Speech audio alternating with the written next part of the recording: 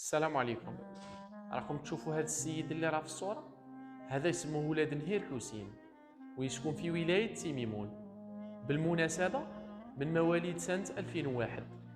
خونا حسين على حسب ما خبروني عليه وحكاو لي حكايته، قالوا لي المهنة تاعو كان عسكري وكان خدام في ولاية سيدي بالعباس. خونا حسين لربما كانت عنده أهداف وكانت عنده طموحات وكانت عنده مشاريع كان ناوي يحققها في هذه الحياة، إلا أنه لما بلغ سن 24 سنة ويوم 13 جويلية 2025 خونا حسين توفى وفارق الحياة والتحق بالرفيق الأعلى. لله ما أعطى ولله ما أخذ، وإنا لله وإنا إليه راجعون. وأنا من هذا المكان إن شاء الله نقول لكم من فضلكم اللي وصلوا هذا الفيديو وشاف الصورة تاع خونا حسين يدعي له الله عز وجل بنية الرحمة والمغفرة، ويدعي له أيضا أنه يكون من أهل جنة الفردوس.